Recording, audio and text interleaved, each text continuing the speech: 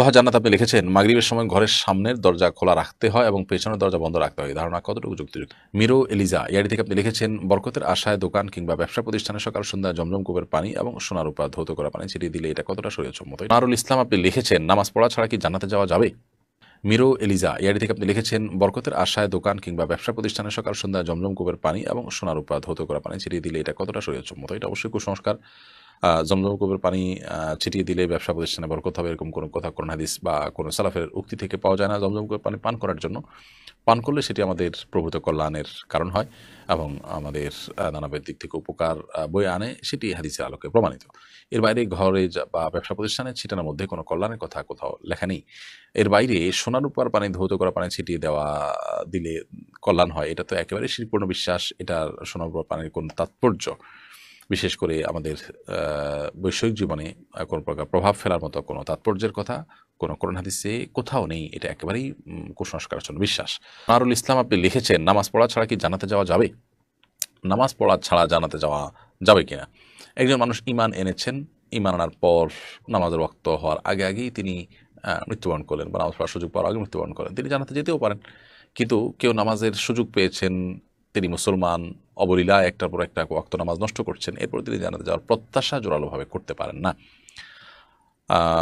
ইমাম আবু হানিফা রাহিমাহুল্লাহ সহ অনেক ইমামদের মতেই যদি কেউ ঈমান আনার পর নামাজ ত্যাগ করেন বা নামাজ অবহেলা করেন, কিন্তু তার ভিতরে নামাজ না পড়ার কারণে অপরাধ বোধ থেকে থাকে, তাহলে অবশ্যই তিনি অপরাধ বোধ যে আছে এই কারণে মুসলিম, এবং সেই হিসাবে আল্লাহ তাআলা চাইলে তার অপরাধ মাফ করে তাকে জান্নাত দিতে পারেন, সেই সম্ভাবনা থাকে। বাট কোরআন এবং হাদিসকে আমরা যদি অ্যানালাইসিস করি, তাহলে দেখি যে ইচ্ছাকৃতভাবে ঠান্ডা মাথায় নামাজ ত্যাগকারী ব্যক্তি, তার জন্য জান্নাতের পথ অত্যন্ত কঠোর। এবং আল্লাহ তাআলা কোরআনে কারিমে বলেছেন যে জাহান্নামীদেরকে জান্নাতীরা কিয়ামতে যখন তারা জাহান্নামের আযাবে ভোগ থাকবে, তখন তাদেরকে জিজ্ঞাসা করবেন যে মা সালাকাকুম ফি সাকার, তোমাদের কি জাহান্নামে কিসে নিক্ষেপ করেছে? তখন তারা বলবে ক্বালু লাম নাকু মিনাল মুসাল্লিন, আমরা নামাজী ছিলাম না, এই কারণে আমাদেরকে জাহান্নামে আসতে হয়েছে। এখান থেকে বোঝা যায় যে জান্নাতে যাওয়ার আশা করা সুদূর করা হতো যদি কেউ ইচ্ছাকৃত ঠান্ডা মাথায় নামাজ ত্যাগ করে।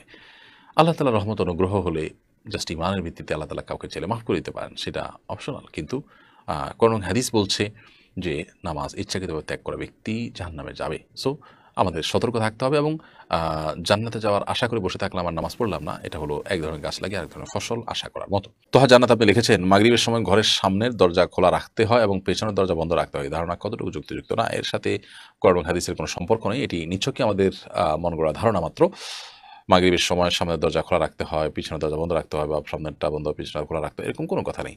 তবে এটা ঠিক যে সন্ধ্যার সময় বাচ্চাদেরকে, শিশুদেরকে বাহিরে বিচরণ করতে দেওয়া উচিত নয়, বাইরে নিয়ে যাওয়া উচিত নয়। এই সময়গুলোতে দুষ্ট জিন বা শয়তানের অনেক বেশি বিচরণ হয়ে থাকে, বাচ্চাদের ক্ষতির কারণ হতে পারে। এই জায়গা থেকে হাদিসে বাচ্চাদেরকে এই সময়টাতে বাসার বাইরে রাখতে নিষেধ করা হয়েছে।